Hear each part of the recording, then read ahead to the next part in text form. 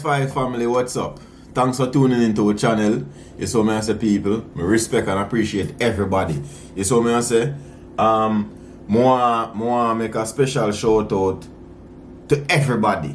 To every single body we tune into our channel. But me not gonna lie to you, I have to big up Canadian Angel because always the everywhere. All when we now work, she work for we. Definitely. You saw me I say?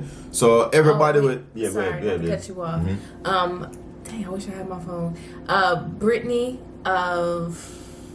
I forgot your last name, but I know your first name is Brittany. I told you I was going to give you a shout out on our next video, so this is your shout out. Next time I'll make sure I have your last name, but Brittany, shout out. Yeah, man. Shout out everybody. Everybody just look on it that way, yeah.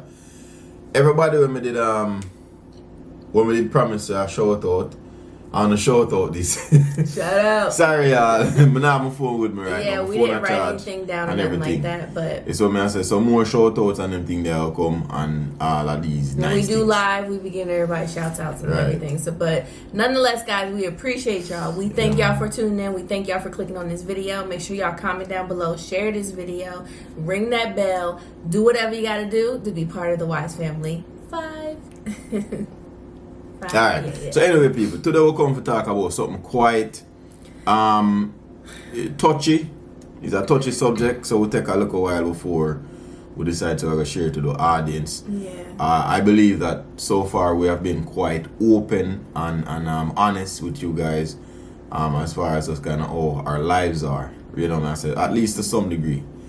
But I just believe that at this time I think it would be okay if you kind of just share this with you guys and make you know about a moment in our life where It was my wife and I, it was scary. a tragic moment, scary, and all of these things. I think it was like our first big struggle that we had to go through together. And, you know, just speaking on my experience with it was hard. It took me to a deep place. And honestly, you know, I think that was like the beginning of actually Peaceful Ambition, because that's kind of why I wanted to really learn, because I was in depression, you know, during that time, months, maybe even a year. What we are talking about, first of all, my wife and I had a miscarriage. I mean, I say my wife and I because we, you know, I told her we met the baby. So she had a miscarriage and she got pregnant actually about 3 months after me had it. About 3 months into a relationship and she, you know, subsequently had a miscarriage. And I think it was, of course, partly due to just all of the extreme stress around us and you know the issue of the position that we were in. So can you kind of tell them the story of what happened, or do you want me to? Yeah, you can. Should we break it down and really like tell them what happened? Tell them. All right, so guys, this is my version of it. You know, I'm going to try not to cry, to be honest, because this is something that's really near and dear to me, especially now that I have children. It means so much more to me seeing them grow up and knowing that, you know, that would have been our first child. Yeah, that would have been our first child, and I felt like it was a girl. I don't know why, even though I was only 3 months. Okay, so first, to be honest, when I found out that I was pregnant, like Andre said, we were only together for about 3 months. So just that right off the back was scary. You know, I don't really know this guy. He's from a different country. I really couldn't understand him then. You know, we were still filling each other out. I don't even think we were probably saying I love you or anything like that. We were just together and enjoying college, you know. We were kids. So I ended up getting pregnant, and I'm not gonna lie, my initial thought was like, I'm not having this baby. Like, no, I'm not doing it. And I told Andre that I was pregnant, and I was like, you know, I'm pregnant, but you don't have to worry about anything. And he was just like, what? That's my baby. Like, you're not about to do anything. You're not about to take my baby from me, right? Isn't that what you said? Like, me that say, you know, what you talking about? Right, like, what? I think of something like a waste man this way, just like, with us, like a baby will be here, then a baby just don't be here, and it's okay. Nah, you let me know. I don't care if we've been together for 2 weeks. Right. A baby is in the mix. We need to have a mature conversation. Right. And I felt that he needed to know. So man, I said, I told him, and you know, but I'm thinking that one, he's going to say, like you said, like a waste man, like, oh, I don't want the baby. And then two, I was also thinking I'm in college. You know, I just started college at this school, and I can't have a child right now. Like, we're living with 5, 6 other roommates and stuff like that. We can't have a baby. So, you know, I was ready to go. Mm-hmm. And then, of course, Andre was like, no. And, you know, we just talked about it and everything. And we was like, all right, you know what? We decided to keep the baby after, you know, going back and forth. And I was just like, you know what? All right, you know what? We're pregnant. Let's just go with it. So, But, I mean, since I gotta be honest. But no one knew. No one knew that I was pregnant. I think one other person knew. And just Wise. And just you. You knew. Mm-hmm. And it was stressful on me because I still had to go to track practice, even though I didn't have a belly or anything like that. Just knowing that I had a person inside me freaked me out, first of all. And I had to, you know, jump over hurdles. And I'm like, oh, no, I can't do this. The baby's inside me. You know, I used to have to, like, lie, coach, my stomach hurts. I can't lift. I think I'm the one who eventually told Coach. Yeah. And, you know. No, I think he found that. No, I told him. Oh, I okay. told him. What, we you had that snitched on conversation, man. And it was like, Andre, what? Oh, man, he was like mad for 2 seconds. He was mad. Because we were both good athletes. No, but we see, the thing is, though, I'm going to say this. He's one of the coolest, laid he back. understands life. No matter how serious the situation is, Coach is going to be kind of probably going to be lost as hell. He's going to be like, what? Yeah. And then Shout out to Coach. Be mad for 2 seconds. Yeah. And then he like, all right, problem solved. Yeah, let's try to solve the problem. Yeah, he wasn't the type of coach that you'll be like, really, like getting on you and be so hard pounder. He was really laid back, and you know, I admire that. Yeah, a lot of coaches that I had in the past, they were really stern. Not saying that being a coach shouldn't be stern, because you should, because you want to motivate that person and push them. And sometimes you have to be stern. But Coach he was relatable. You know, he was just himself, and it made you want to make him proud. Right. You know? So it hurt me because he gave me a second chance. Yeah, you know? rate him, man. Yeah. I always rate Coach Gillespie. Coach Gillespie, shout out to you. Gillespie take care of all of it from me, Tanisha, to the whole I'm athlete, them Tarika. You know what I said? Cough, PZ, the whole of we man take care of. Right, Trust me. That's what I say. So I had to kind of like, you know, hide out during practice sometimes, just because I thought, you know, if I run too fast, it's going to do something to the baby. But, you know, so maybe about 2.5 months, you know, I start feeling like pains, like stomach cramps, and my back started hurting, and it started just getting gradually worse. But I was like, you know what, it's all right, you know, I'm good, you know, because I wasn't really doing nothing hard in the gym. Mm-hmm. You know that already. Right, you weren't everything, Right, and I was just like, you know, maybe my body's just adjusting. So I had a doctor's appointment. Went to the doctor, you know, my first time. It was my first appointment, actually. It's my first appointment. And I think, were you with me? Yeah, you were with me. Yeah.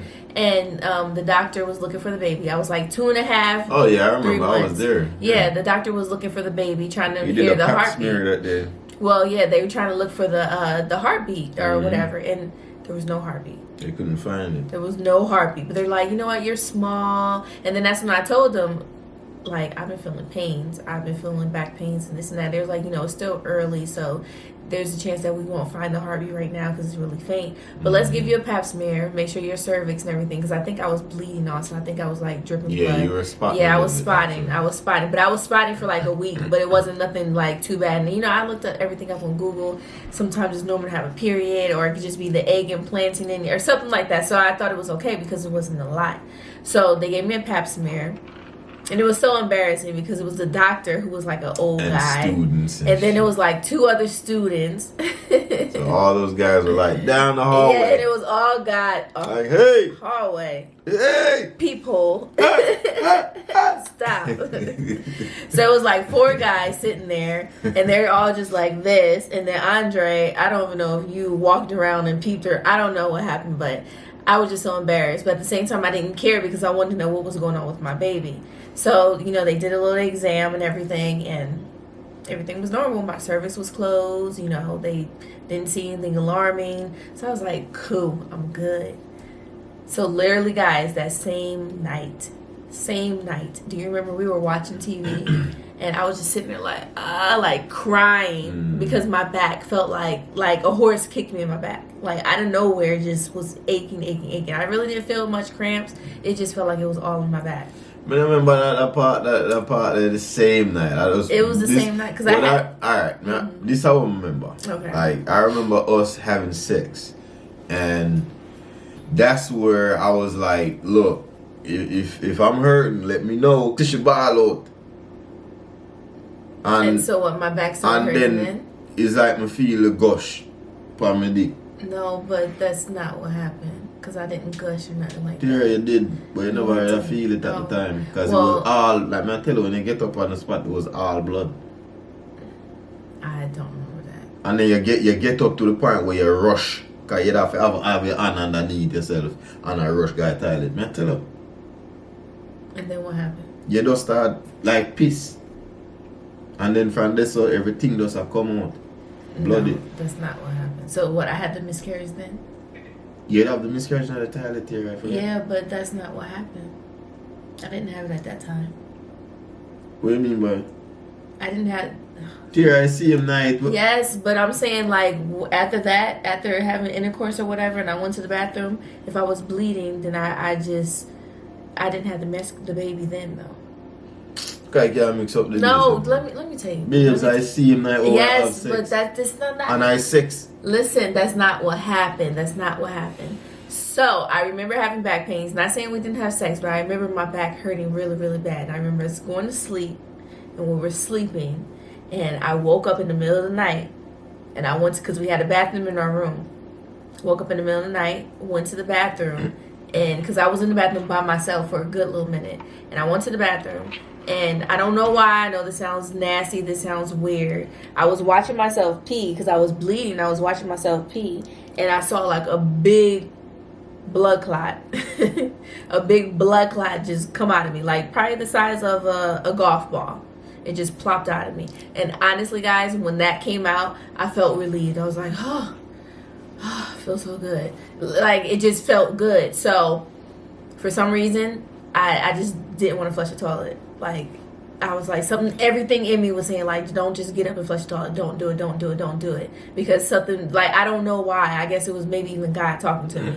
So I went under the sink and I got some rubber gloves that we had. And I stuck my hand in the toilet. Something told me just to do it. I know it sounds wild. I know it sounds crazy. But I honestly stuck my hand in the toilet. And I pulled it out. And I pulled out our baby. The baby was probably the size of a large shrimp. Do you remember the baby? The arms was like this. Yeah, you could see the arms with and the finger, and it had the eye. The eye was just like a black dot. It was so crazy, and it crazy. Literally shaped like a shrimp. Like a shrimp, yeah, like just how you see it in the textbooks and on TV like and everything. It was real, man. Yeah, it was real. So and it was in the center of that sack. Yeah, and I'm so happy that I didn't just flush it. Well, I didn't just do that, but I stayed in the bathroom prior for like an hour with the baby in my hand, crying and bleeding out on the floor. And then you were in the bed. Do you remember me calling you, Wise? And you came in and you saw blood everywhere. And I was like this. But Tiera, that's like what man trying to say, yo, it was no late. It was like during sex. No, it wasn't. No, it wasn't. So you have to say, you did go in at the bathroom after you start bleed during sex and then come back and continue have sex? No. We were done. We never done. Yes, we were done. Yeah. We didn't experience it together. I remember being in the bathroom for about an hour crying. And then I called you like, yo, I'm bleeding too much. And I called you and you came and you walked in and I just showed you that. And you were just like, oh, man. Alright. Yeah. That's what I remember. So our versions are different? I guess so. But either. Yeah. The baby was out of me and, stupid us. We did flush the baby. Now when I think about it, I feel so bad. But just in the heat of the moment, we didn't know what to do. And yeah. I mean, just think about it. What if you never see it? I mean, you'd still be innocent, right? Right. I mean, but right after that, still, when I did the part where really have me, like, I'm not gonna lie to you, it have me. away after the whole little experience there. Then me actually remember if would it go home after the whole again. I see a moment they did have them did I try clean you out and everything, or I did a different moment. Me actually remember if you did go home back and then would have to come back because no. I see a moment, same right? Moment. Yeah, okay. Remember. So right after the miscarriage and thing, right? Them supposedly admit her and yeah, I was admitted and it was in the middle of the night basically, and they had me just lay on the bed. And I was still bleeding. No man, I did the early in the morning, babes, because yeah, by that time, that's why I said it was in the middle of the night when it happened. And then we called coach. We called coach in the morning. So coach took us. It might have even been like 4 o'clock in the morning, 4 or 5. Yeah, early in the morning. Yeah, early. So they basically just had me in a room. They put me on the bed. And they put a bedpan under me and just let me bleed out. Like literally, me not see nothing more than the all. I see them. I think then they probably put an IV. They gave me an IV. Yeah. And just make you bleed out. And I was in labor. I was. Oh my goodness, I was in. Yeah, labor. a whole heap of pain she did undergo, you know. Yeah. And she did it for long, cause me did it the whole time with her. Guess what I say? And then right after we left couldn't give me an epidural because they said I wasn't technically in labor. They just gave me an IV, and I was sitting there. I was but I was still having contractions and everything, and they just let me bleed out. And for how long? How many hours? Hours. Hours. 3, 4. I just held onto the side of the bed and just cried. Yeah. And you just did it like just in a pain. Most painful thing in my life.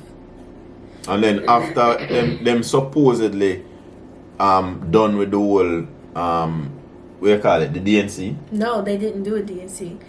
They just the bleeding out process. After them done with the bleeding out process. Sorry.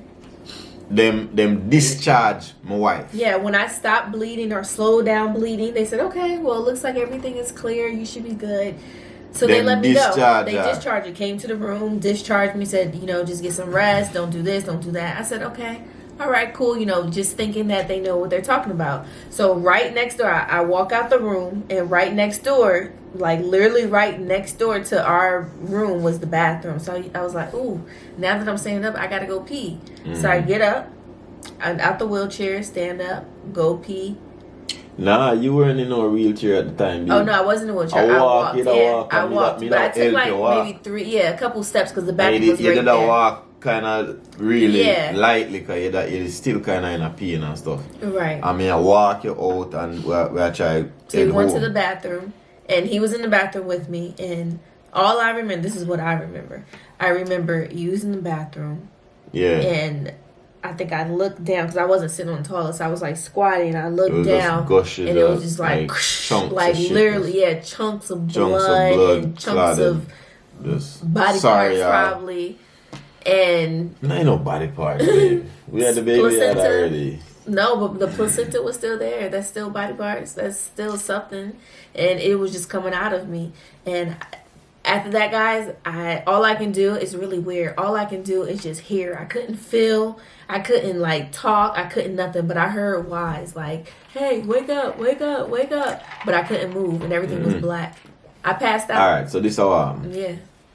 Me hear chunk them up, boom, boom, boom, boom, and just a drop out. And I say, what is? Mm-hmm. And it look like each time them something is like weak out. Cause some large chunks like huge chunks. Mm-hmm. And them weak me each time. And me shot out about 3 or 4. I was losing blood. Yeah, I lost a lot of blood. And then as soon as I do that and come off I toilet and pull your pants up, I think I even had to pull your pants up and clean you up. Mm-hmm. And then you just this and leery and so wise, and then you start. I say, Tiera, come man, come. And I start go with you, and you literally got blue and just got heavy. Yeah. Gone. And I'm like, Tiera. I remember him saying that, but somebody help me! Why? I want piece of it, go out with it there. Cause I be there grung with her, that's how heavy she got. Yeah. I remember passing out. I remember hearing him saying, Tiera, Tiera, Tiera. I mean, I call her. And then the next thing I remember is just waking up in a wheelchair like this. Mm-hmm. And I looked over at you, and he was just like, eyes red, boogie nose, and everything. And I'm like, what happened? Like, what? And they put me back in the room, and they gave me an IV, and they said that I had to do a DNC, which at this time, guys, I knew that I had a miscarriage. But I didn't know the steps. Like I said, we were young. We I never got pregnant before, so I never knew what the procedures were when you had a miscarriage. I thought the baby's not there, so I'm good, and I'm leaving the hospital, so they should know what to do. So they put me to sleep, and I woke up, looked around, and they were just like, hi, everything is good, you want something to drink? And I was like, where's Andre? And they was like, he's in the room, we can go ahead and get you in there. And I think they even let me go home that same day. It's a terrible hospital. Yo, that was a terrible, man, it was a terrible experience, guys. I couldn't run track, I couldn't do anything for a long time, but even though it... did eventually come back on the track, But it wasn't the same. It wasn't the same, but you still came back. I still tried to come back and everything. But honestly, just that experience, it really messed with my mentals a lot. I went through depression. I went through anxiety. You go through withdrawal. I went through withdrawal. It really changed. It just messed up your whole mind, man. Yeah. Like, you had a moment where even that used to cause us to have issues within our relationship, because...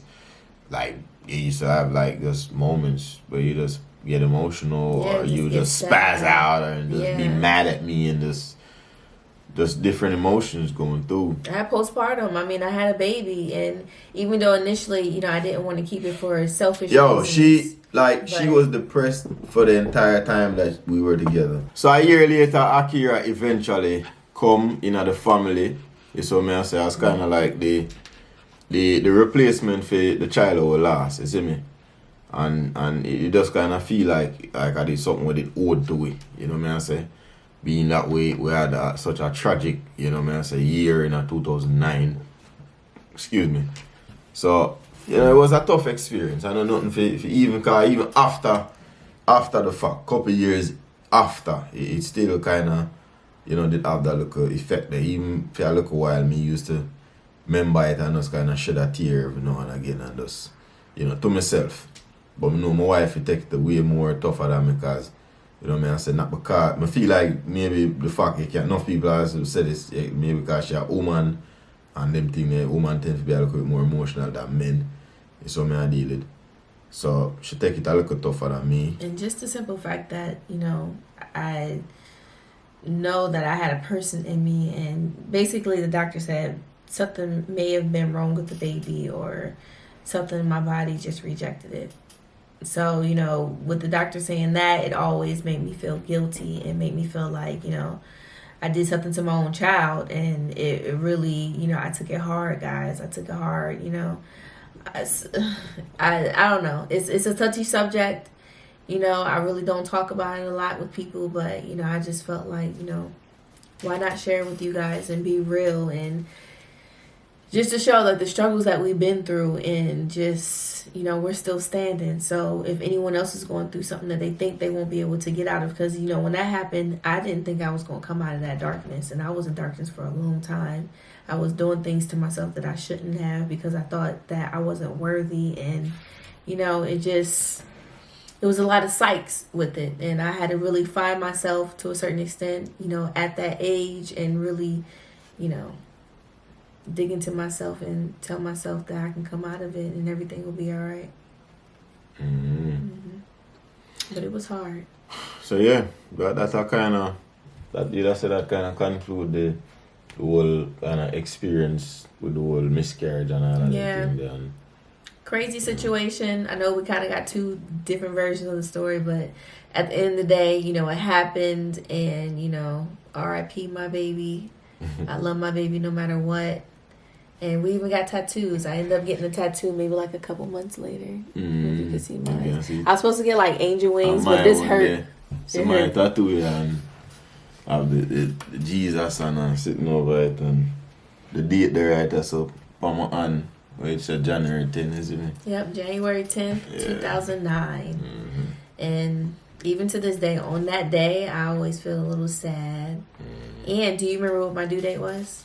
No, I forgot. I rub that out. July 24th. I remember. I rub it out of my head, man. I don't remember. Sometimes I just don't remember nothing about it. Isn't it? Because what I have right now, in reality, you know, I say as replacement, I just have to give thanks, isn't it? Yeah. So, I just kind of just put to mine, and well, me personally, isn't it, put to mine, because I don't know my wife is a different individual from I am. I'll never forget my baby. So, you know, on my due date, on the day I lost the child, I still think about the baby. Even sometimes when I'm looking at all three of my kids now, I was like, wow, I could have had an older kid. But, you know, everything happens for a reason. We were living with roommates. It wasn't the time, honestly. And all the things. A lot of, yeah. But, you know, I always think, and like I said, I was in a dark moment because first I feel like, you know, I didn't want to have the baby. And then I changed my mind. I said I wanted to keep the baby. And right after we decided to keep the baby, maybe like 2 weeks later, we lost the baby. And I always felt like it was my fault. You know, I was telling God that I didn't want what he was giving me. Right. And then I just said, oh, yeah, I'll keep it. And he's like, no. You know, so like, you know, a lot of times, guys, I blame myself. But and sometimes, like I said, me blame myself because at the moment that we had, I'm going to feel like I probably that trigger it and all of these things. So. But we'll never know. And, you know, we're blessed with the children that we have. And that's why I protect my children any way that I can because they're here and they're my responsibility. And I love being a mom. After all that, I love being a mom. The best thing I could have ever done. Is that definite, you know, life change and you know, I love the experience. Trust me. I just want to work at and getting better at it as far as being a parent and everything there. It's what I say because it's very, very much rewarding. And I just kind of them thing them man strive for real. You see me? To make sure a man can able to continue to step up to the plate and to improve on the thing every time as we go along. You see me? So people that I want to share with you know for this vlog. Is what I say. I hope you subscribe to all our channel them. Check out Peaceful Ambition on our social media platform. Please go ahead and follow Peaceful Ambition on Facebook and subscribe to Peaceful Ambition as well. And of course, go and check out Dancer Critics. Don't know the thing, go and chop up the review them in my own way. It's what I say, opinionated something, man. You know the thing, go analytical something. You see me? Go and check out Akira's view as well. So I did continue for work on those kind of uplifting. Getting her stuff. You know, I say getting everything erected the right way. Guys. You see me? Once me have the independence, we're gonna try to use that as a benefit for you know, I say do more production and everything there. So we just want to thank you for tuning in each time and for support it and them something there. So I deal with thanks again. Thanks. Shout out to everybody who tuned into the White Summer. We love you guys. Thank you so much for the support. Yeah, man. Shout out to y'all for keeping us going. And thank y'all. Make sure y'all comment down below anything. And sorry that this story is all over the place, but y'all get what we saying. You know, we just wanted to share it with you guys. And we love y'all. You know, if anyone's going through this experience, I've been there. And, you know, I know that it's hard and you can get out of it. You know, you just got to really believe in yourself that you can do it and also talk to God. And man, everything will be all right. Pray up, man. You see me? Always pray up, man. And just, you know, I say, have faith in that prayer. Baby steps are still steps. Is it? I always say that. Bye, guys. We love y'all.